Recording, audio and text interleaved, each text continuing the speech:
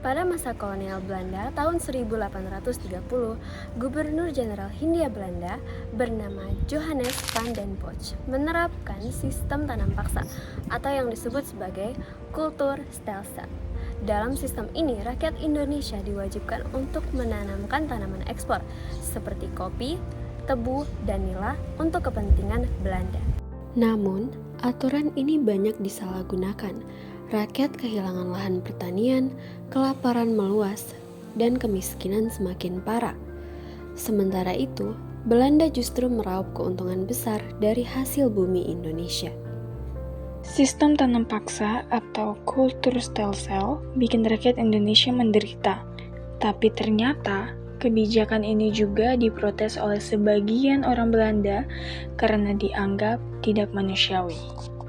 Pada tahun 1890, Konrad Theodor van Deventer, seorang ahli hukum asal Belanda, mengusulkan politik etis, yaitu kebijakan balas budi Belanda setelah eksploitasi tanam paksa.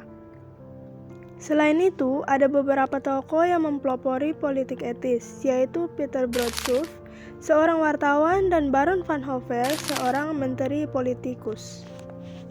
Van Deventer menuliskan tentang penderitaan rakyat Indonesia dalam majalah The Gates dengan berjudul Eon Ersold atau Hutang Budi.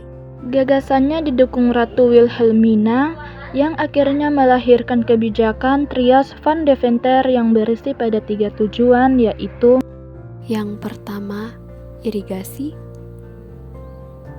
Yang kedua, edukasi.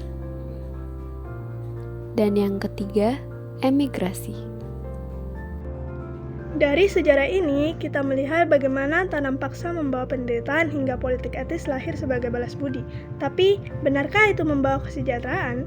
Atau hanya cara lain untuk melanggengkan kolonialisme? Sejarah mencatat, tapi rakyatlah yang menentukan masa depan.